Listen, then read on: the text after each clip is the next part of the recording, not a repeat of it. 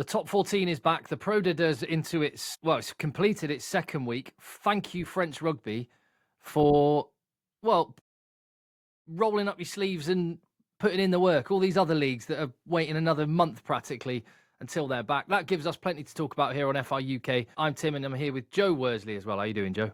I'm good, thank you. Had a really good weekend of rugby. A rugby fest, we could say, with top 14 kicking back in. It's been awesome.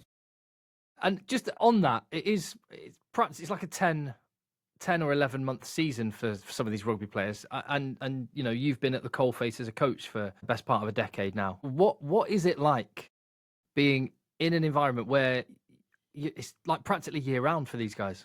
It's tough. It's like almost like playing when you play for England on your club, especially back in the day when I was young. It was just this long season. You finish at the end of June, at the end of the tour, a few weeks off, a couple pre-season games, and off you go again. Basically, for some of the French players, it's a bit like that. If you have to play in every single game during the year, or in most of them, it's going to be a real tough battle. As Patrick Lagisquet said when you see the interview with him, it's an endurance event. A lot of people don't understand that coming in. That's why you get the rotation of players. It's why they need to keep the squad motivated. Because over 11 months, you could lose people. You lose the head. You could overplay players. A lot of the things they do in France, because it's 11 months long. I remember with Cast, from our first training session to the final was 1 year. It's just an epic season. And to manage that, to marshal it is really difficult. It's why foreign coaches sometimes struggle in France, is because they come in with the expectations of a short Super Rugby season, that I can do this. I can really hammer them hard all the time. And if you try that, things are going to break, players are going to break, and you'll lose the motivation. So it's different. It's a very different league to what you have in Super Rugby.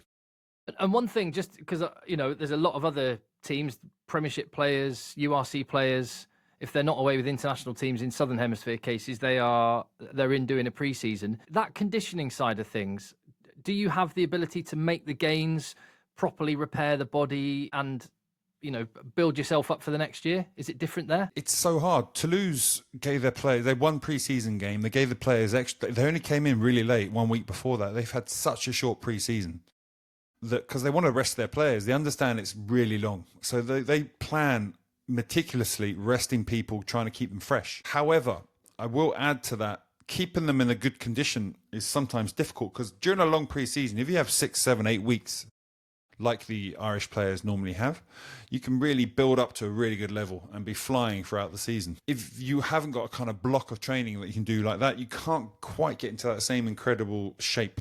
It's more about just maintaining what you've got. But in France now, performance 10 years ago used to be pretty poor, but they're quite good at the performance side of things now at the top clubs, certainly. Some other clubs struggle a bit, but the performance side is getting better. They know how to manage their players. It's kind of a mix between what you have in the football world here in the UK, where players are just playing all the time. It's just a matter of trying to keep them on the pitch. And rugby, and the rugby world, they're trying to keep them on the pitch, but they also push them really hard. You can't push them that hard in France because they're playing so much rugby. Interesting. Right, well, so on to the actual stuff that happened on the pitch with the return of the top 14. Stade Toulousain going for 4 in a row, and they finished off the weekend with an absolute belter of a game at Clermont. Wasn't it good? So much fun. Clermont working their asses off, created a few moments, but it's just a joy watching Toulouse, isn't it? It's just a joy. And Ramos, we're both watching that game and we're texting each other. Just Ramos, just saying his name out loud, because hopefully you'll see some stuff painted over it, or go to look at the short clips we're going to create about that. But some of the kicking he did during that game is just off the hook mad. We heard Jack Willis talking during his interview about in training they just do jaw-dropping moments, and Ramos after the game said, yeah, we do that all the time in training for amusing ourselves. And some of those kicks he did in the game. What was your favourite? Which was your favourite Ramos kick from that one? Favorite Ramos kick was, take his pick, but no, I love the one for the Delib try, where off the outside of the foot, banana kick to the right, perfectly crossfield kick pass. Yeah, just insane. That was amazing, but that one was amazing, but even more amazing because the pass was poor and they blocked the outside. The defence had rushed up, so he's completely blocked. He cuts back to the inside, and everyone out there just thought, okay, he's going back. He's running back towards the forwards. There's going to be a ruck. And then, bam, he just kicks it off the outside of his right foot straight into the leaves. It's just amazing, wasn't it? It was just incredible. I like the one where Natamak got a pass wrong. And he tried to throw a pass out the back. got it slightly wrong. So Ramos, instead of trying to catch it and trip up and get tackled, just volleyed it. Didn't even bother catching it. Just volleyed it straight to the wing of 50 metres. Amazing. Just amazing.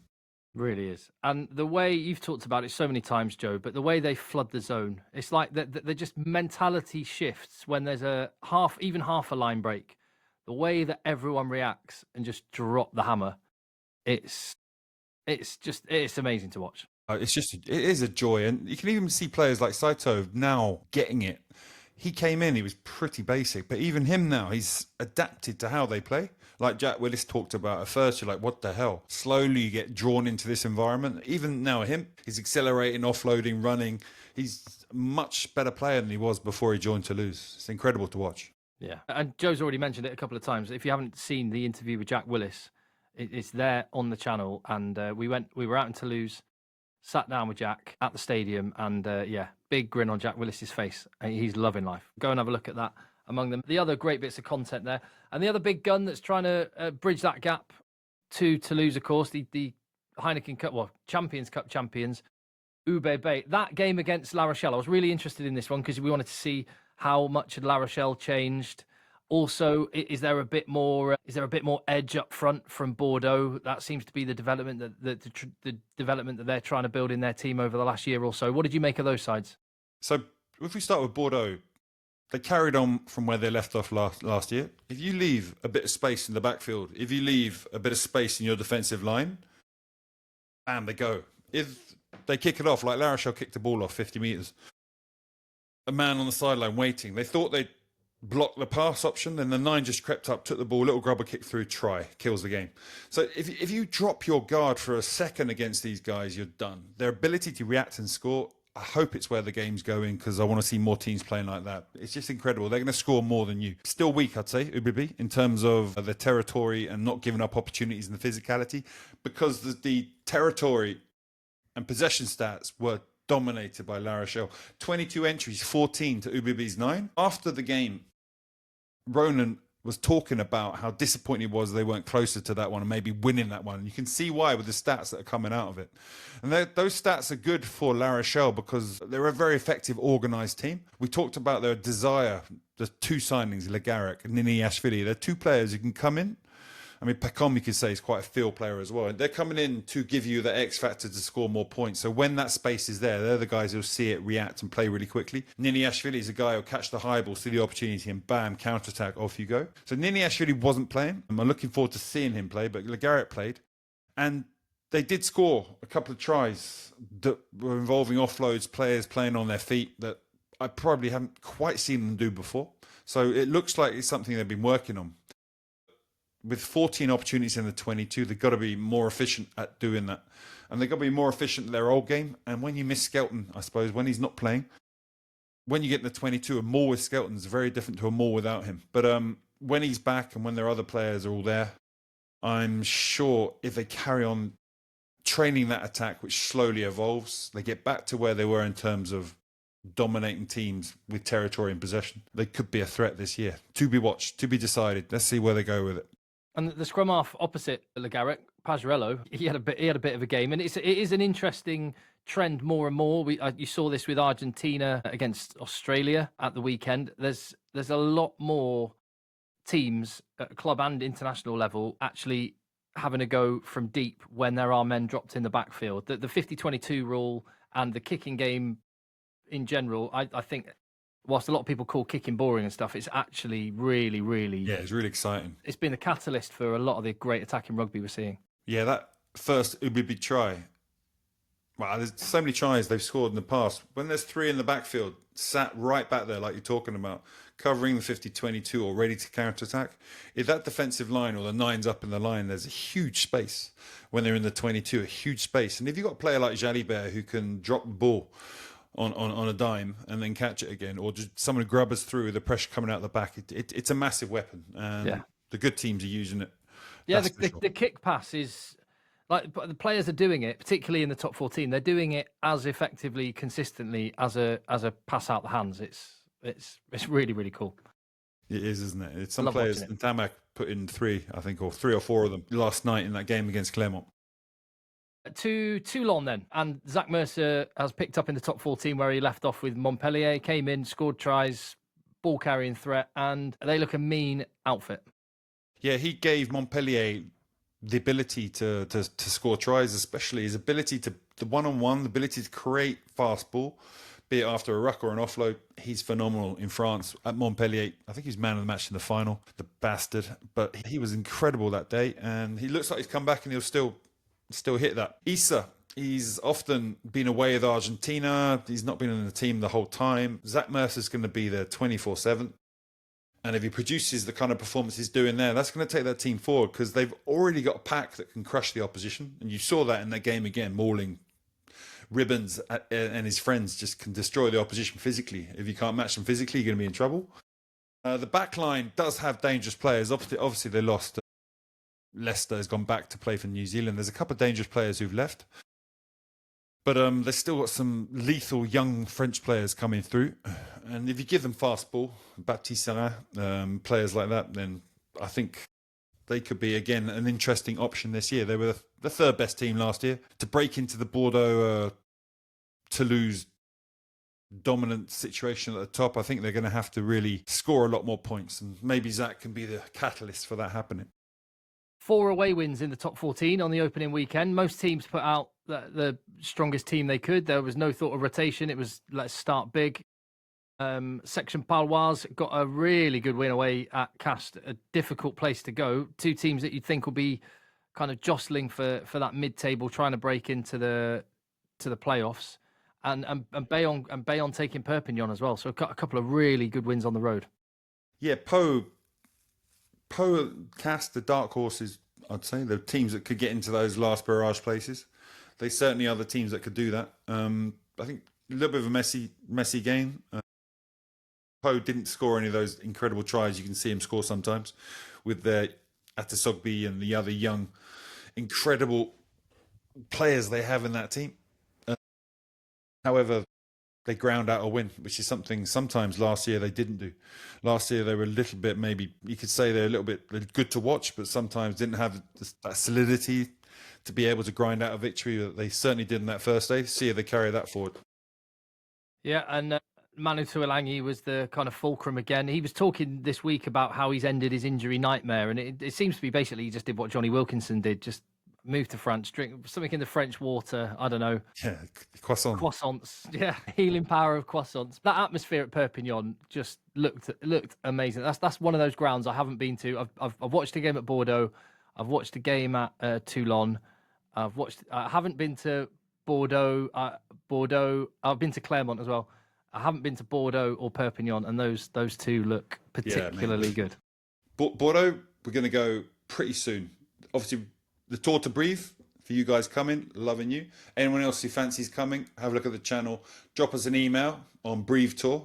Let me just explain that. Yeah, we don't just want to bring you games that you can see. We don't just want to talk about it. We want you. We want to be a part of you experiencing and enjoying the amazing French rugby culture and everything else it's got. Joe's got a black book like you would not believe, and so he is, and this is going to be the first of many, orchestrating a trip to France. And there's a massive game at the end of the month between Brive and Grenoble on a Friday night, which is only part of it because Joe's also, you can put some more meat on the bones if you want, Joe, but organising a game that you could be part of or just come along to a local club and kind of get stuck in on that level, and also various events, Joe. Exactly. The FR UK is going to be a club, and you can come out and join us. In Brive, Thursday night, we're having a party based around their Heineken Cup victory. We're going to learn about their club, but especially that victory. The players are coming along who played in that. Some 150 odd fans are going to be there. We're going to learn a lot about Brive. Then on the Friday, we're playing a game against the local fan group, and then walk into the 5-minute walk to the stadium after. Okay, obviously with a troisième mi-temps, which is beers and some food afterwards, and then we'll go to the Brive Grenoble game afterwards. It'll be an epic couple of days, but we'll do that again. And Tim, when we go to Bordeaux, we're going to have a wonderful time. We're going to have lunch between the vines. We're going to be walking to that stadium, to the bars and restaurants around it before meeting players, going with the fan groups, getting mixed up right in between them, and going to that stadium with the hardcore fans and just experiencing how they feel at a packed stadium with that epic atmosphere you get in Bordeaux. And obviously, after the game in Bordeaux, it's a short walk to the town centre, which is off the hook good fun, and we'll have a good night there.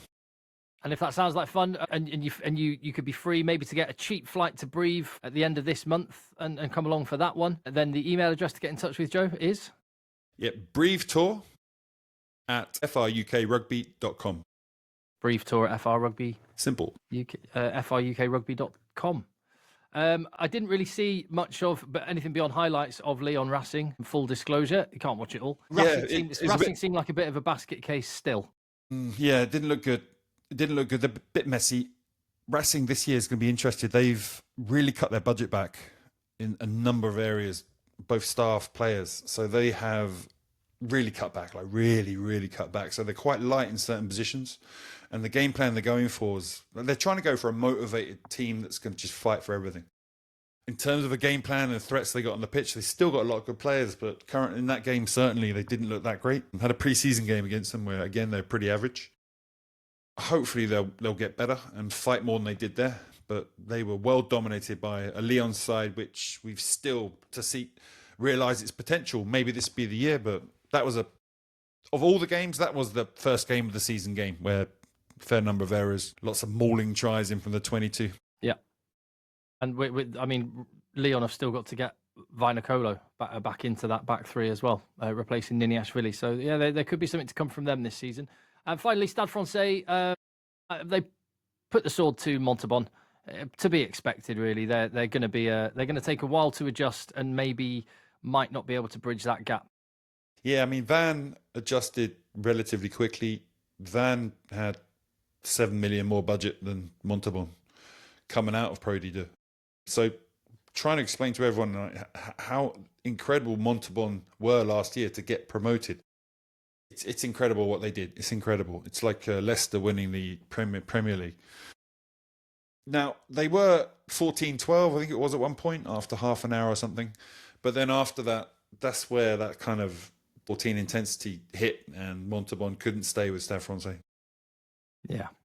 And that wraps up the top 14. Obviously, we're covering Pro D2 live games every single week, and Thursday night we're going to be at Agen for this one. Should be a really fun game. Looking forward to that. But what are your kind of the big picture takeaways from the opening couple of rounds, Joe?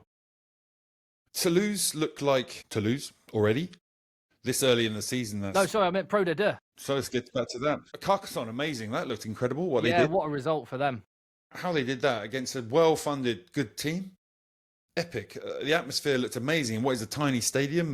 That could be an interesting place to visit for us. It did look really good. Valence, I'm loving them. They've hit the ground running and they've got a lovely start. I love how they're coached. I think they could be... Certainly that team looks good, but the coach is going to go places, I think, if they carry on doing what they're doing. Agen, I think Mont-de-Marsan bin juice and were a bit weak. Béziers, again, dominated pretty early on. Be interested. Still got to make my mind up about them.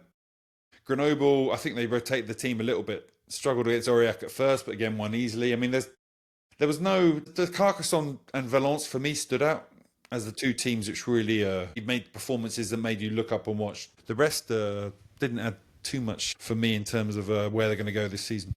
The number 12 jersey for Van seems to be cursed because that's 2 red cards for their number 12 in 2 consecutive weeks. Yeah, it's funny, isn't it? But they still won. Angoulême turned the team a bit, didn't they? And they were, anyway, probably not a bad idea. Remember, Angoulême, we did a piece on them. They're not one of the biggest teams in the league. They got to rotate their team, and it worked really well for them last year. This time, though, 28-9. Playing against Van, it seems very difficult to do. You saw them playing at Brive. They can squeeze the opposition, squeeze the life out of you. Even at 14 men, they can shut the game down. They're very difficult to play against. Yeah, and the power came to the fore in that one. So, yeah, I think that nothing really has emerged yet. Exactly as you say, Valence being up there as one of the 3 teams that are 2 wins from 2 is a really interesting story bubbling away. Provence and Oyonnax with no wins yet. Yeah, I mean, we're bigging up Valence. It's really interesting.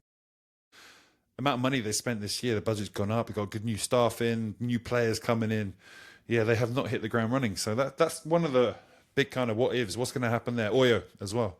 Another big team we talked about as one of those big 5. Van, Brive, Oyonnax, Provence and Grenoble. So it's only really Grenoble hitting the ground running there at the moment. Van looking all right as well, to be fair. Yeah. And Brive haven't. They've done enough to win two. Draw one and win one, but they haven't flexed and shown what they're capable of yet. So we look to the next round of games and our live game, Jen, against Grenoble on Thursday night. I hope you're going to join us there. It's an 8 p.m. kickoff. We'll be on air about 10 minutes beforehand for the build-up. It's the only place in the UK you can get free men's professional rugby. And we'll be live across the UK and Ireland. So hit subscribe on the channel, give the video a thumbs up, and we'll see you on the next one.